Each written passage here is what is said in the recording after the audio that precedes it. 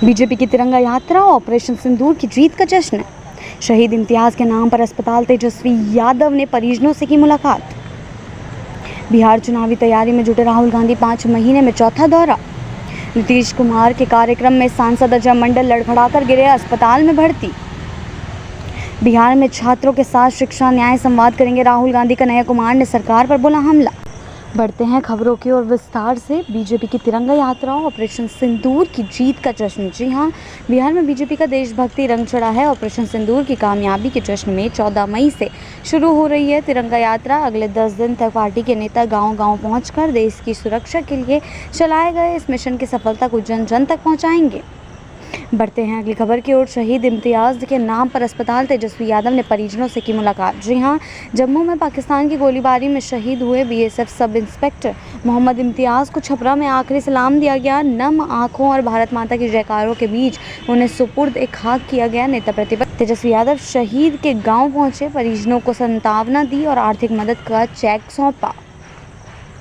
बढ़ते हैं अगली खबर की ओर। बिहार चुनावी तैयारी में जुटे राहुल गांधी, 5 महीने में चौथा दौरा। जी हां, बिहार में कांग्रेस की चुनावी तैयारी जोरों पर है और इसे धार देने एक बार फिर राहुल गांधी 15 मई को राज्य दौरे पर आ रहे हैं। ये उनका 5 महीने में चौथा दौरा होगा। दरभंगा में छात्रों से संवाद करेंगे, तो वहीं पटना के छात्रावासों में महिला, दलित और अल्पसंख्यक वर्ग के विद्यार्थियों से मुलाकात करेंगे। गया में पार्टी पदाधिकारी के साथ बैठक भी प्रस्तावित है। कांग्रेस नेता कन्हैया कुमार ने बताया कि राज्य के 60 जगहों पर शिक्षा न्याय संवाद का आयोजन होगा, जिसमें राष्ट्रीय नेता भी हिस्सा लेंगे। बढ़ते हैं अगली खबर की ओर। नीतीश कुमार के कार्यक्रम में सांसद अजय मंडल लड़खड़ाकर गिरे, अस्पताल में भर्ती। जी हां, भागलपुर में मुख्यमंत्री नीतीश कुमार के कार्यक्रम के दौरान बड़ा हादसा टल गया। कार्यक्रम स्थल पर मौजूद जेडीयू सांसद अजय मंडल अचानक लड़खड़ाकर गिर पड़े। मौके पर हड़कंप मच गया। उन्हें तुरंत एम्बुलेंस से सरकारी मेडिकल कॉलेज और अस्पताल पहुंचाया गया, जहाँ डॉक्टरों की टीम उनकी जाँच में जुटी हुई थी।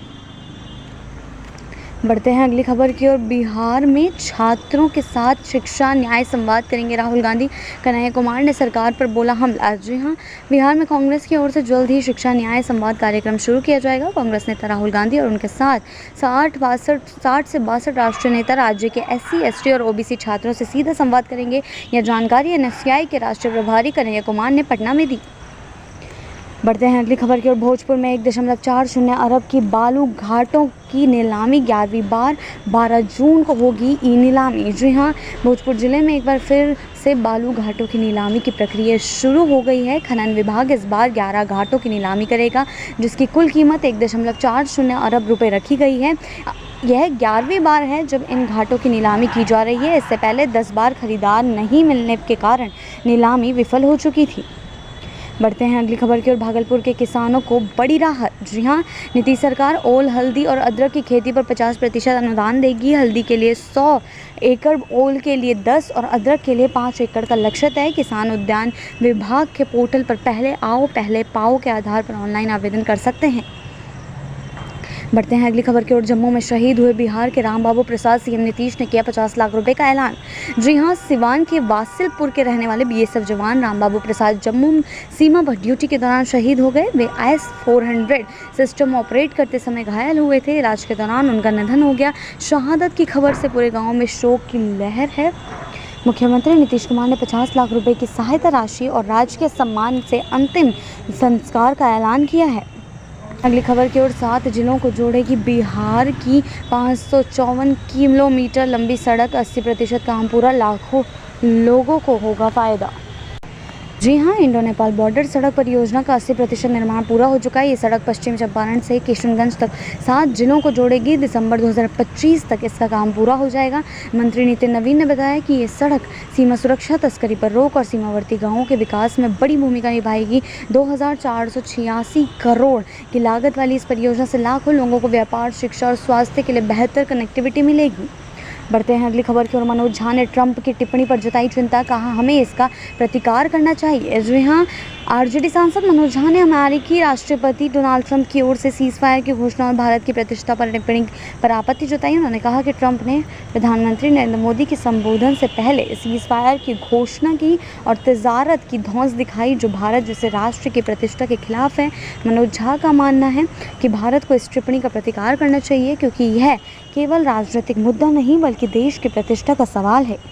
बढ़ते हैं अगली खबर की ओर। तेजस्वी यादव ने बीजेपी की तिरंगा यात्रा पर की बड़ी टिप्पणी, कहा सेना को राजनीति में नहीं घसीटना चाहिए। जी हां, बिहार के नेता प्रतिपक्ष तेजस्वी यादव ने भारतीय सेना और बीजेपी की तिरंगा यात्रा पर टिप्पणी करते हुए कहा कि सेना को राजनीति में घसीटना गलत है। उन्होंने कहा, हम सकारात्मक राजनीति करते हैं, लेकिन इस पर राजनीति करना उचित नहीं लगता। प्रधानमंत्री नरेंद्र मोदी के संबोधन पर तेजस्वी ने टिप्पणी करते हुए कहा कि भारतीय सेना ने मुंह तोड़ जवाब दिया है और सेना के बलिदान पर देश को गर्व है।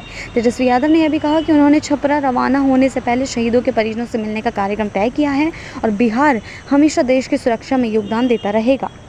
बढ़ते हैं अगली खबर की ओर। बीएन कॉलेज हॉस्टल में बमबाजी, एक छात्र घायल। जी हां, 13 मई 2025 को पटना के बीएन कॉलेज के हॉस्टल में बमबाजी हुई है, जिसमें एक छात्र घायल हो गया है। घायल छात्र सुजीत पांडे को पीएमसीएच अस्पताल में भर्ती कराया गया।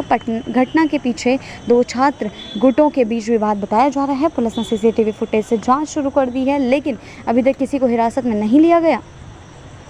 बढ़ते हैं अगली खबर की ओर। कांग्रेस ने ऑपरेशन सिंदूर पर उठाए सवाल, पहलगाम के दरिंदे जिंदा हैं। जी हां, बिहार कांग्रेस ने सोशल मीडिया पर एक तस्वीर शेयर करते हुए कहा कि ऑपरेशन सिंदूर अधूरा है जब तक पहलगाम हमले के 4 आतंकी जिंदा हैं। कांग्रेस ने सवाल उठाया कि उन आतंकियों का क्या हुआ जो 22 अप्रैल को पहलगाम में हमला करने के बाद अभी भी जिंदा है। कांग्रेस प्रवक्ता राजेश राठौड़ ने कहा कि भारतीय जनता जानना चाहती है कि इन आतंकियों की लाशें क्यों नहीं दिखी। बढ़ते हैं अगली खबर की ओर। बिहार राजनीति, पीएम मोदी के संबोधन पर उपेंद्र कुशवाहा की प्रतिक्रिया, अब शायद विपक्ष को। जी हां, प्रधानमंत्री नरेंद्र मोदी के 12 मई को दिए संबोधन के बाद बिहार के राजनेता उपेंद्र कुशवाहा ने सोशल मीडिया पर अपनी प्रतिक्रिया दी है और कहा है, उन्होंने ऑपरेशन सिंदूर की सफलता को भारतीय सेना के पराक्रम और पीएम मोदी के नेतृत्व की सफलता बताया। कुशवाहा ने लिखा है, मोदी है तो सेफ है, और कहा कि अब विपक्ष को भी इस पर कोई शक नहीं होना चाहिए। वहीं केंद्रीय मंत्री गिरिराज सिंह ने इसे एक नीति के रूप में वर्णित किया और पाकिस्तान को कड़ा संदेश दिया। बढ़ते हैं आखिरी खबर की ओर। पीएम मोदी के संबोधन पर जेडीयू का रिएक्शन, जाने क्या कहा। जी हां, पीएम मोदी के संबोधन के बाद जेडीयू प्रवक्ता नीरज कुमार ने अपनी प्रतिक्रिया दी। उन्होंने वीडियो में कहा, हमारी सेना पर हमें गर्व है, और पीएम ने स्पष्ट रूप से कहा कि हम अपनी शर्तों पर काम करेंगे। नीरज कुमार ने पीएम मोदी की स्पीच को सराहा और कहा कि भारत अब किसी के दबाव में नहीं आएगा और आतंकवाद को जड़ से समाप्त किया जाएगा। उन्होंने यह भी कहा कि पीएम मोदी ने यह स्पष्ट किया कि शांति का रास्ता शक्ति से होकर जाता है और आवश्यकता पड़ने पर भारत अपनी शक्ति का इस्तेमाल करेगा। बिहार की ऐसी ही ताज़ा बड़ी खबरों के लिए जुड़े रहें आर्यावर्त टाइम्स के साथ ही चैनल को सब्सक्राइब करना ना भूलें और हमारी फेसबुक और वेबसाइट के साथ भी ज़रूर जुड़ें।